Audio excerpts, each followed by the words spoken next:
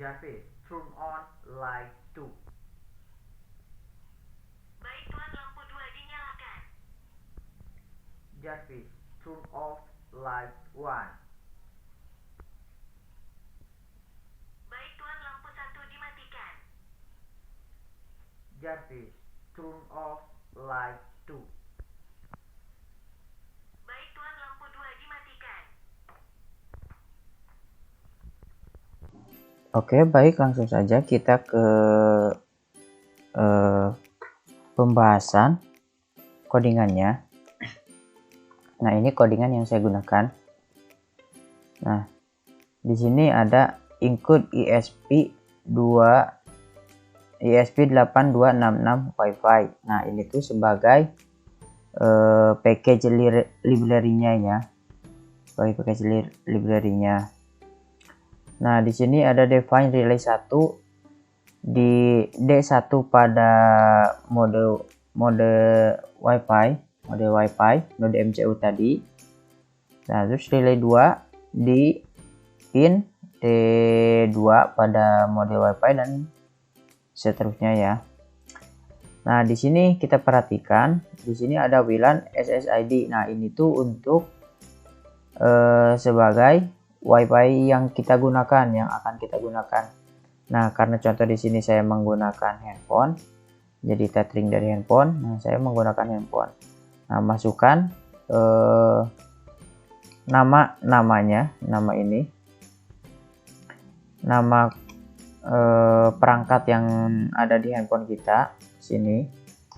Terus sama passwordnya. Ini untuk password yang digunakan oleh handphone kita sendiri.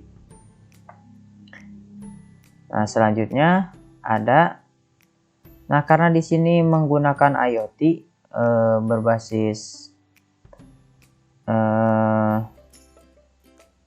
Google Assistant. Nah, di sini juga menggunakan adafruit.com. Nah, selanjutnya di sini untuk username-nya ya, username-nya yang digunakan itu terserah kalian, itu bebas username-nya. Nah, untuk IOK ini kita dapatkan dari ini IO di sini. Nah, kita kata kunci ini sebagai adafruit IOK-nya. Nah, ini di copy saja. Nah, ini sebagai projectnya yang tadi yang kita gunakan, bebas, itu terserah kalian. Nah, ini untuk kata kuncinya ya, aktivasi kuncinya. Nah, kita lanjutkan. Nah, di sini ini untuk lampu 1 ya, lampu 1, lampu 2, lampu 3 dan lampu 4. Pada relay 1, relay 2, relay 3, relay 4. Nah, jadi di sini tuh dapat menggunakan 4 channel relay sekaligus gitu. Dan lampu dapat menggunakan 4 lampu juga sekaligus gitu. Nah, di sini ada pin mode relay 1. Nah, ini sebagai outputnya gitu. Nah, ketika misalnya tadi dari Android kita, Google Assistant kita gunakan, itu sebagai inputnya, dan outputnya itu pada relay. Nah, relay ini yang mengkoneksikan atau menghubungkan sebagai saklar otomatis sebagai outputnya yang akan menyalakan sebuah lampu itu. Nah, dari relay 1, relay 2, relay 3 dan relay 4. Nah, ini codingannya. Nah, ini untuk delay-nya ya, delay-nya. Nah, ini untuk codingannya. Mulai dari relay 1, ini untuk relay 1. Nah, ini untuk relay 2, ini relay 3, ini relay 4. Jadi dapat menggunakan 4 channel relay sekaligus. Nah, ini ini nih untuk mendelay setiap perintah. Jadi ketika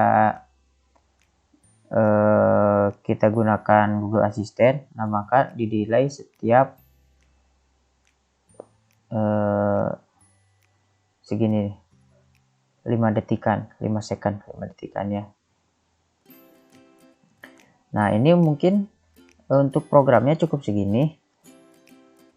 Hanya segini. Nah, kita lanjut ke pembuatan di webnya ya ini. Nah, ini sebagai alamat ioadbreed.com-nya ya. Nah, kita menggunakan 4 channel relay. Jadi kita membuat 4 channel relay ini gitu. Ini dapat dioperasikan ketika ini dalam keadaan 1, maka ini dapat dikatakan sebagai high, berarti relay keadaan on.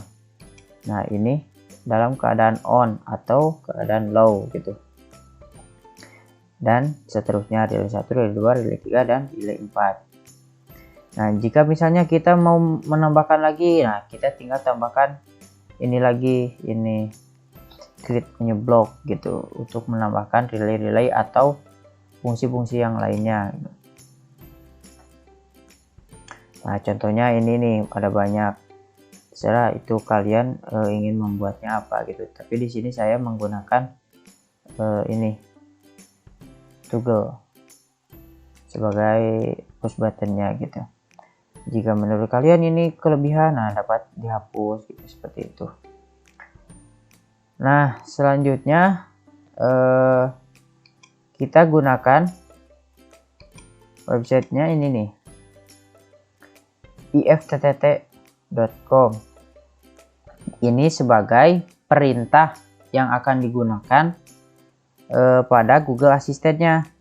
Jadi ketika kamu mengatakan Jarvis turn on light 4, nah berarti perintah dari si Google Assistant ini akan mengirim data ke microcontroller node MCU tadi, dan dari node MCU tadi akan melakukan perintah juga sebagai aktuatornya ke relay tadi. Jadi menyampaikan data dari Google Assistant ke microcontroller, dari microcontroller ke relay tadi, relay yang akan digunakan tadi. Nah, saya menggunakan 4 channel relay ya. Jadi di sini dapat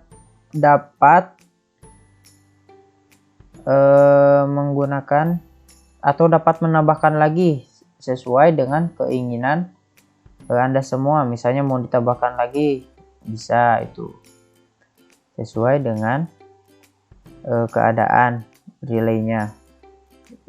Jika yang saya menggunakan 4 channel relay atau lebih juga bisa gitu, bisa ditambahkan lagi. Nah, mungkin untuk pengenalannya seperti itu. Nah, untuk video selanjutnya akan menampilkan tidak lupa juga ini nih untuk rangkaian yang saya gunakan. Nah, ini rangkaian yang saya gunakan ya, cukup sederhana sekali rangkaian yang saya gunakan ini. Nah, mungkin cukup sekian video yang dapat saya sampaikan.